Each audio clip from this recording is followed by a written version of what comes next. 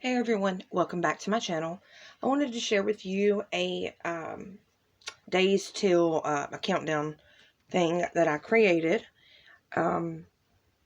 Corbin, my son, has been for a while now asking me every day, how many days till Christmas. And I actually made this a little while ago. We've been using it, and before he ruined anything on it, I wanted to share it with you all. Let's see if I can show you. Okay. So the tutorial I wanted to use to build like the base that held it was actually supposed to be using the Jenga blocks or the Jenga light blocks from the Dollar Tree.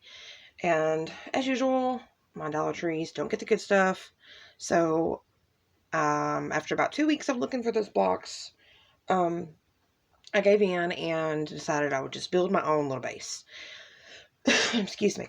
So I used a tutorial, and I can't think of the name right offhand, but I will have it linked in the description box. The tutorial I used, though, the background was only as tall as the dice. I wanted to be able to decorate up here, so I did make it bigger, taller. You know, I kind of tweaked the measurements to my liking. So that was just there to show you, or be propped up. So obviously this is blank because the dice keep it covered. They used these are like some burlap style stickers that came from Hobby Lobby in the past. I don't know if they still have them. And then I fussy cut this little North Pole Express to put on there. And I actually used my Cricut to cut this, cut the words. I cut it in vinyl. I don't know what I was thinking. Just Cricut equals vinyl was in my brain for some reason. I know I can do cardstock. I've done it before. I don't know. But, yeah, that's a quick tip. Don't use vinyl on your cardstock because the transfer paper was so tacky that it actually did tear my cardstock and I had to redo a piece. But anyway, this is a candy cane font for a free download.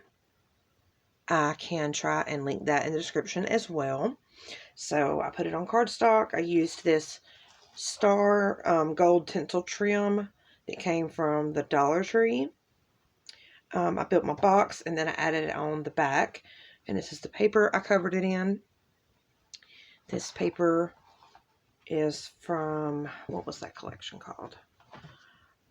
And I believe it came from Michael's. Well, not really a collection. I never found anything to go with it, but I found this. Yeah, Hot Buy. Michael's, Joann's. I'm blank on them at the moment. Anyway, so in this collection, there's also, it's really pretty and it's like vintagey looking. Love that.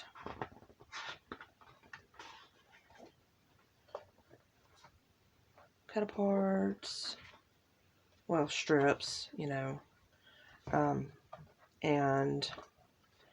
there was, I think I used all that there was, actually. That's cut aparts. There were some cut aparts in here that were numbers. And it was like, actually, it was 1 through 25. Oh, there it is. And because I had already used that paper for my background, I thought that I wanted to make my numbers match. So, yeah, here we go. I cut out the numbers that I needed from those to put on my little dice there. Dice if it's two. I'm not sure. Anyway, the dice are actually the foam. Let's see. Okay, see a little bit that it's squishy. So yeah, these came from the Dollar Tree. It was one in a pack, and actually underneath these numbers are circles that are dry erase, so you can write numbers on it and play games. It was in like the teacher, student, school type stuff.